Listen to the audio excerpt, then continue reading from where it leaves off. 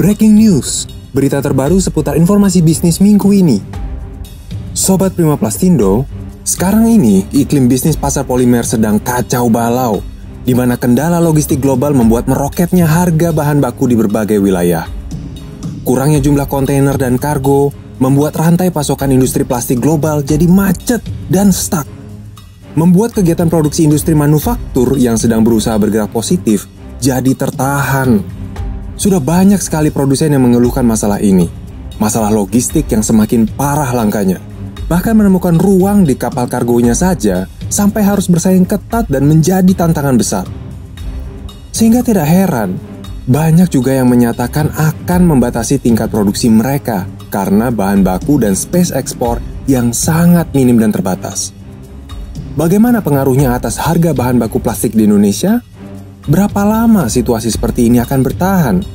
Seperti apa perkiraan kondisi pasokan bahan baku plastik di Indonesia ke depannya? Kita akan bahas bersama secara mendalam dalam video kali ini. Tapi sebelumnya, jangan lupa subscribe channel kami dan bunyikan lonceng notifikasinya agar Anda tidak ketinggalan berita dan informasi terbaru seputar industri plastik.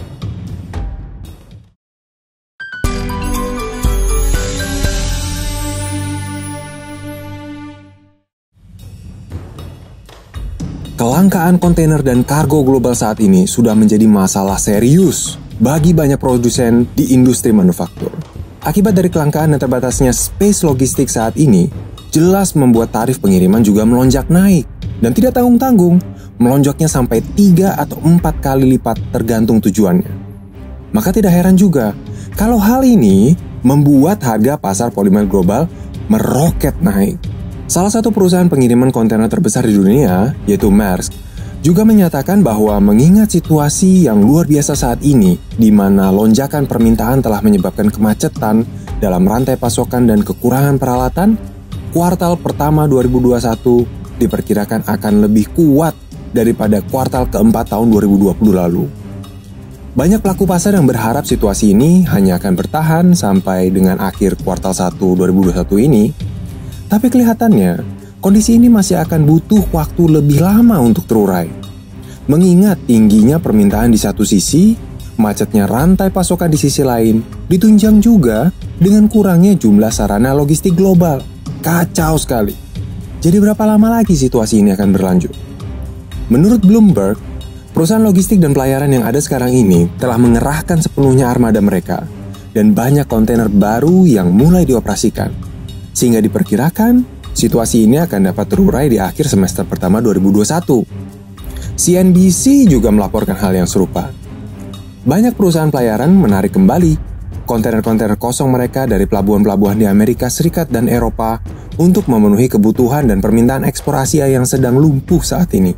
Memang, ada banyak kontainer yang tertahan di pelabuhan Amerika Serikat dan Eropa akibat dari proses bongkar muat yang lambat karena kurangnya tenaga kerja yang beroperasi di tengah kembali meningkatnya angka infeksi.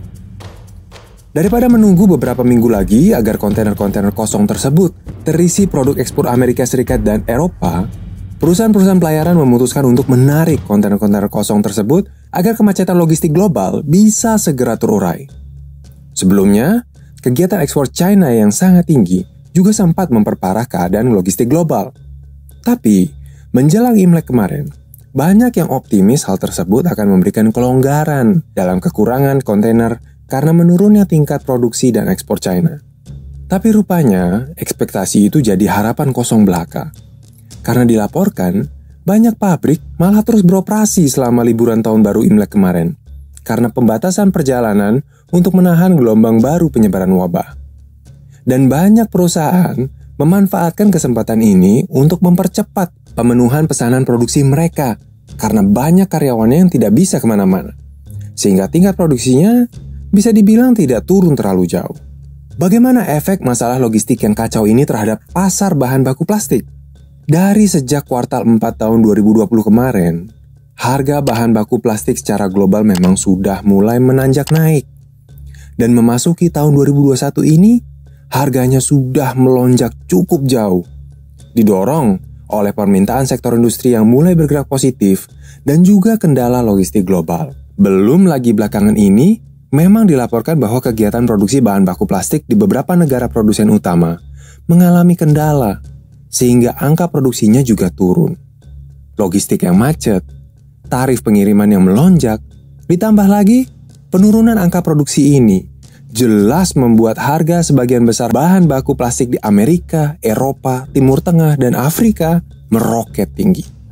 Banyak industri manufaktur yang menyandarkan diri pada pasokan bahan baku impor pun jadi lumpuh kegiatan produksinya akibat hal ini. Dan produsen bahan baku lokal kelimpungan memenuhi pesanan bahan baku yang sangat tinggi. Jadi wajar kalau kita lihat kenaikan harga bahan baku yang lumayan fantastis akhir-akhir ini. Itu pun tidak banyak supplier atau distributor yang punya barangnya. Karena memang langka barangnya. Dan kalaupun ada, mahal.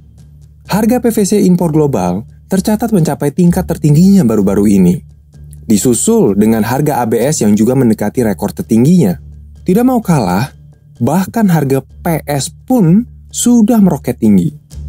Dan PET juga sudah naik kurang lebih sekitar 40-45% sejak November 2020 lalu. Di Turki dan Eropa, harga pasar PP dan PE juga mengalami peningkatan yang cukup signifikan dengan pelonjakan yang tercatat sekitar 34-40% sejak akhir Desember lalu.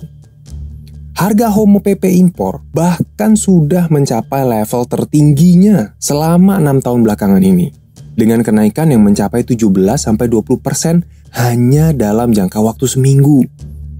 Sedangkan LDPE juga dilaporkan mendekati level harga tertingginya selama 7 tahun belakangan, dengan harga LLDPE dan HDPE yang naik lebih dari 40% sejak November lalu. Kondisi yang sama juga bisa kita lihat di Indonesia, dengan tingginya permintaan dari sektor industri akan bahan baku plastik.